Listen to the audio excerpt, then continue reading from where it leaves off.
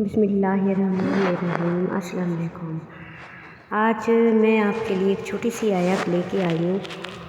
ہے تو یہ آیت چھوٹی سی، لیکن اس میں کمال کے معجزات پوشیدہ ہیں، جو کہ اگر آپ پڑھیں گے تو انشاءاللہ آپ اپنی آنکھوں سے دیکھیں گے کہ کس طرح سے وہ کہتے ہیں نا کہ ایک گھر میں بہت سارا گند پڑا ہو تو پھر ہم جب جھاڑو لگاتے ہیں تو کتنی صفائی ہو جاتی ہے، ایسے ہی ٹھیک ہے۔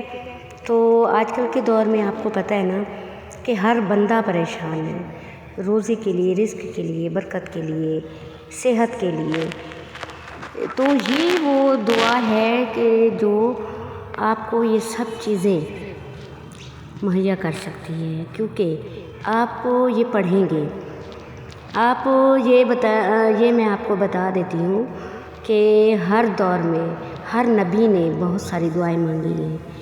دعا کی اتنی فضیلت ہے کہ بس کہتے ہیں نا کہ دعائیں تقدیریں بدل دیتی ہیں، واقعی ایسا ہے۔ ورنہ دیکھیں کون سے نبی ایسے تھے جس نے دعا نہیں کی؟ آپ سب نے پڑھا ہوگا کہ حضرت نوح نے دعا کی تھی، اور بھی بہت سارے نبیوں نے دعائیں کی ہیں، ٹھیک ہے، وہ بہت مشہور دعائیں ہیں۔ آج بھی ایک ایسی ہی دعا میں آپ کی خدمت میں لے کر حاضر ہوئی ہوں، ٹھیک ہے، اور اس کو پڑھنے کا طریقہ آپ کو بتاتی ہوں۔ اول و آخر آپ نے 7 مرتبہ درود پاک پڑھنا ہے، اور اس آیت کو 100 مرتبہ پڑھنا ہے۔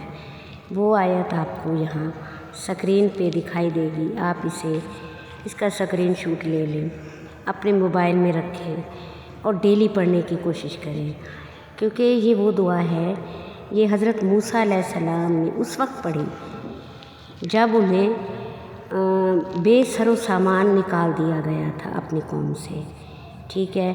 آپ اس وقت ایک درخت کے سائے میں بیٹھے، آپ نے اللہ تعالیٰ سے یہ دعا کی، اور پھر اس کے بعد اللہ نے آپ کی دعا قبول کی اور آپ کو بے شمار نعمتوں سے نوازا، ٹھیک ہے۔ یہ ایک مجرب دعا ہے، آپ کوشش کریں کہ ڈیلی پڑھیں، کوئی ٹائم نہیں ہے، کسی بھی ٹائم آپ کسی بھی نماز کے بعد بیٹھ کے 100 مرتبہ پڑھ لیں، چھوٹی سی آیت ہے، ٹھیک ہے۔ انشاءاللہ ہمارے حالات ضرور بدلیں گے، اللہ تعالیٰ ہمیں بہت نوازے گا، اور جو آپ کی خواہش ہے وہ ضرور پوری ہوگی۔ آمین ثم آمین۔